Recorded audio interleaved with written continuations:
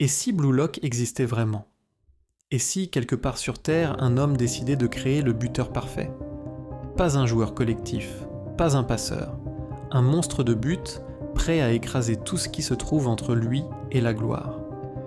L'idée paraît folle, mais en réalité, elle n'est peut-être pas si loin de ce qu'on vit déjà. Le football moderne glorifie les collectifs, les systèmes, la discipline, la tactique. On nous répète que le football est un sport d'équipe, que personne ne gagne seul. Mais regardez bien le terrain, les idoles, les visages sur les affiches, ceux qui brisent les défenses et marquent les buts décisifs, ce sont toujours les égoïstes, des joueurs qui n'ont pas peur d'être seuls face au monde. Et c'est précisément cette idée, cet égoïsme assumé, que Blue Lock pousse à son extrême. Dans l'univers de Blue Lock, le Japon, désespéré de créer un véritable champion, enferme 300 jeunes attaquants dans un centre d'entraînement. Un seul en sortira vainqueur. Les autres verront leurs rêves détruits à jamais. C'est un projet froid, impitoyable, presque inhumain, mais terriblement efficace dans sa logique. Et cette logique, elle vient d'une vérité que la science et la psychologie confirment depuis des années. La compétition extrême réveille ce qu'il y a de plus fort chez l'être humain. Les neurosciences l'appellent le stress adaptatif. Quand tout est en jeu, notre cerveau libère une dose d'énergie, de lucidité et de créativité qu'aucun entraînement classique ne peut produire.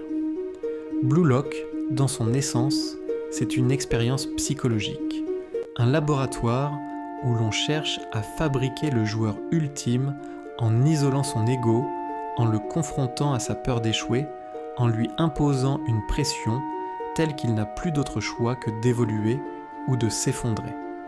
Mais dans notre réalité, le football suit une logique inverse.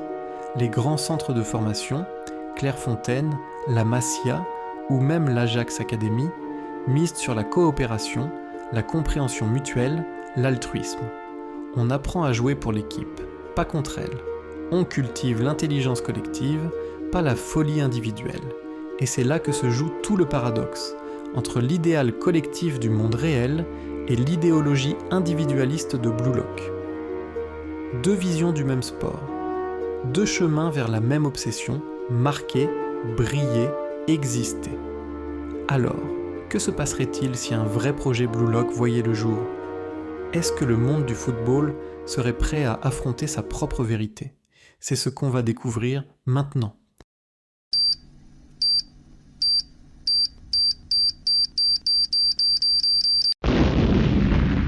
L'idéologie de Blue Lock repose sur une idée simple, mais terrifiante. Celle que le talent ne naît pas du collectif, mais du conflit. Que ce n'est qu'en affrontant des rivaux qu'un individu découvre sa véritable puissance. Dans la logique du réel, on apprend à coopérer.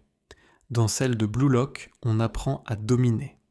Et c'est là que l'œuvre touche quelque chose de profondément humain, notre besoin biologique de surpasser les autres. Les neurosciences l'ont prouvé, quand un être humain se sent en compétition directe, son cerveau libère de la dopamine, de la noradrénaline et du cortisol, un cocktail chimique qui augmente la concentration, l'endurance, la mémoire et la réactivité. C'est ce que les scientifiques appellent l'état de performance maximale. Dans un environnement où la défaite signifie la fin, le corps entre littéralement en mode survie cognitive. Le centre imaginé par Ego Jinpachi fonctionne comme une expérience psychologique extrême. Il force le cerveau de chaque joueur à s'adapter à une pression constante, à décupler ses réflexes, à transformer le stress en instinct. C'est une forme de sélection naturelle artificielle où seuls ceux qui maîtrisent la peur deviennent capables de transcender leurs limites. Et sur ce point, Blue Lock dépasse la réalité. Parce que dans le monde réel, aucun centre de formation ne pousse les joueurs jusque-là. Les académies modernes cherchent l'équilibre. Elles optimisent les performances sans briser les individus. Mais Ego Jinpachi, lui, refuse la notion d'équilibre. Il veut le chaos. Il veut l'instinct brut, la folie créatrice, l'égoïsme absolu. C'est une logique darwinienne où le football devient un champ de bataille mentale. Mais si cette idée est fascinante dans la fiction, elle devient dangereuse dans la réalité. Parce que l'humain n'est pas une machine de compétition infinie. Les psychologues du sport le savent, au-delà d'un certain niveau de pression, le cerveau se met à produire l'effet inverse. Le stress chronique détruit la motivation, épuise la dopamine et peut provoquer des crises d'anxiété, des troubles du sommeil, voire des dépressions sévères. Un vrai Blue Lock dans notre monde créerait sans doute des prodiges, mais il briserait aussi des centaines de jeunes esprits incapables de supporter le poids de l'échec. Le talent naît du défi, oui, mais l'équilibre mental naît du soutien. Et c'est là que la réalité refuse de suivre l'idéologie d'Ego Jinpachi. De plus, sur le plan éthique, un projet Blue Lock serait pratiquement impossible.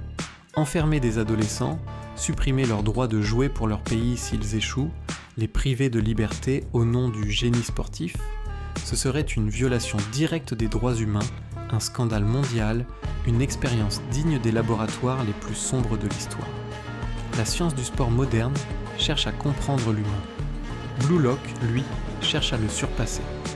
Et c'est peut-être pour ça que cette œuvre nous fascine autant, parce qu'elle dit tout haut ce que le monde du football pense tout bas. Que derrière chaque victoire d'équipe, il y a toujours un égoïsme caché. Une envie brûlante d'être le meilleur, d'être vu, d'être celui qui marque. Mais dans le monde réel, ce feu-là doit être contrôlé, pas libéré. Parce qu'un feu qui brûle sans limite finit toujours par tout détruire. Alors oui, Blue Lock dépasse la réalité. Mais c'est précisément pour ça qu'il ne pourrait pas exister, sans conséquence.